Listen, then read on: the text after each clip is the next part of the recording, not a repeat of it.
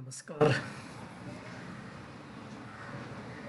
वर्तमान क्षणात भविष्याचा विचार न करता कर्म करा. आपण प्रत्येक प्रसंगात स्वकेंद्रित विचारातून कर्म करत राहतो. या प्रकारे जीवन जगत राहण्यामुळे सदैव आपला स्वार्थ आणि इतरांचा स्वार्थ यातील तणावाचा सामना करावा लागतो. त्यातून आपले इतरांशी संबंध बिघडतात. पश्चात्ताप करायला आपण जितका अधिक उशीर करू तितका तो अधिक अवघड होत जातो. जर आपण एकदा योग्य ती कृती करण्याची योग्य वेळ चुकवली की मग पुढे जाऊन तीच कृती करू म्हटले तर ते योग्य असेल असे नाही. आपण भूतकाळात मागे जाऊन तो वेगळ्या पद्धतीने घडवू शकत नाही.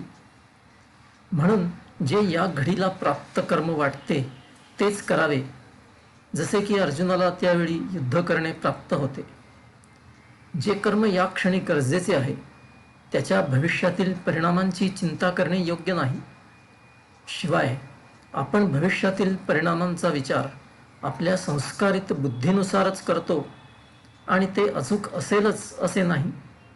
कारण कोणालाच भविष्यवेध अचूकपणे घेता येत नाही. म्हणून प्राप्त परिस्थितीचा सांगोपांग विचार करून भविष्याची चिंता न करता योग्य ती कृती करून पुढे जात राहावे हेच योग्य. कर्म हे केवळ कर्तव्य समजून करावे. कर्मयोग म्हणजे कोणत्याही परिस्थितीत जे कर्म प्राप्त असेल ते करावे आणि हे लक्षात असावे की त्या कर्माचे जे फळ आपल्याला अपेक्षित असेल त्यावर आपला अधिकार नाही. या संकल्पनेवर टीका करणारे लोक असतात. कारण त्यांना वाटते की फळाची अपेक्षा न ठेवता कर्म करायला प्रेरणा काय असणार. पण हे योग्य नाही. ही संकल्पना समजून घेण्यासाठी अपेक्षित फळ म्हणजे केवळ कर्माची दिशा ठरवण्यासाठीचा दर्शक असे मानले पाहिजे.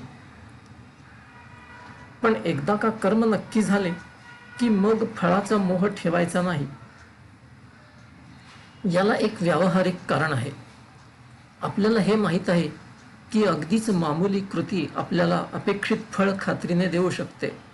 उदाहरणार्थ, टेबलवरील पुस्तक उचलण्यासाठी केलेली हाताची हालचाल जवळपास नक्कीच पुस्तक उचलण्यात फळते.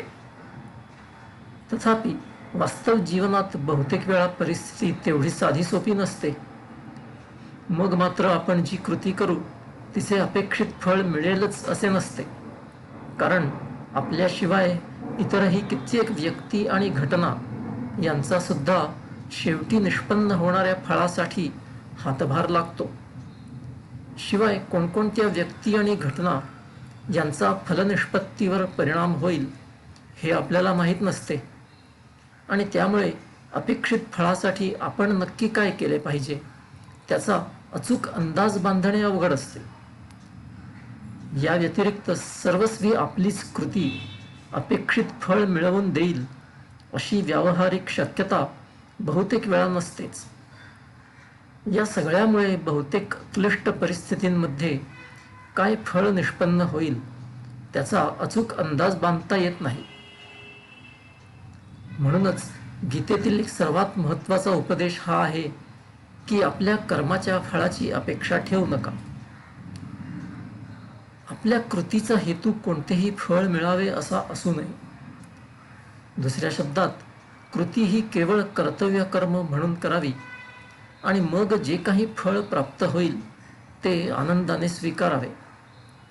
त्या दृष्टीने फळ याऐवजी परिणाम हा शब्द अधिक संयुक्तिक आहे.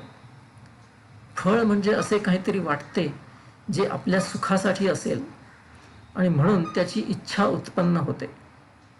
परंतु परिणाम म्हणजे कृती केल्यानंतर जे काही घडेल ते, आणि ते कृती करणाऱ्या माणसाच्या सुखासाठीच असेल असे नाही. आपल्या कृतीचे परिणाम आपल्याला अनुभवावे लागतातच. या प्रकारच्या विचाराने कृतीच्या मागील अवास्तव मोह टाळता येतो. जन्ममृत्यूंच्या पुनरावर्ती चक्रातून सुटका. जर आपण कर्मयोग योग्य प्रकारे व्यवहारात राबवला तर आपली भीती व इच्छांपासून मुक्तता होते. हे जर जमले तर आपली जन्ममृत्यूंच्या फेऱ्यांमधून सुद्धा मुक्तता होते. याचे कारण हे की मृत्यूसमयी आपल्या ज्या इच्छा शिल्लक असतात त्यांची पूर्तता होण्यासाठी आपल्याला एक नवीन शरीर घेऊन पुन्हा या जगात जन्म घेऊन यावे लागते. आपल्या कृतीच्या फळाची इच्छा हाच कर्म व फळ यामधील बंधक संबंध असतो. याचा अर्थ असाही होतो की जर अपेक्षित फळ मिळाले नाही तर आपण पुन्हा पुन्हा प्रयत्न करत राहतो. अगदी जरी अपेक्षित फळ प्राप्त झाले तरी कर्म आणि फळ यामधील कार्यकारण भाव बळकट होतो आणि आपल्याला पुन्हा पुन्हा तीच फळाची इच्छा होते व आपण तेच कर्म पुन्हा पुन्हा करत राहतो. त्यामुळे कर्माधारित जीवनाचे रहाटगाडगे चालूच राहते आणि मग शरीरधारी आत्मा या ऐहिक सृष्टीला जखडला जातो. म्हणून फळाची अपेक्षा न ठेवता कर्म करणे म्हणजे कर्म आणि फळ यांचा संबंध न जोडणे. यालाच कर्मबंधक नसणे असे म्हणतात. जर आपल्याला आपल्या कृतीच्या फळाची अपेक्षा असेल तर आपल्याला अशी भीती किंवा चिंता पण असते की आपल्याला अपेक्षित फळ मिळेल की नाही. परंतु तेच जर आपण फळाची किंवा आपल्या कर्माच्या यशाची इच्छा ठेवली नाही तर अपयशाच्या भीतीचाही प्रश्नच उद्भवत नाही. याचेच वर्णन भाजलेले बी पेरणे असे शास्त्रांमध्ये केलेले आहे, जे उगवत नाही. म्हणजेच फलाशेशिवाय केलेले कर्म बंधक नसते. अशा व्यक्तीच्या कृती सर्वस्वी वर्तमान क्षणात परमेश्वराच्या अनुसंधानात केल्या जातात. त्या केवळ प्राप्त कर्म म्हणूनच आणि कोणत्याही इच्छेने प्रेरित होऊन केलेल्या नसतात.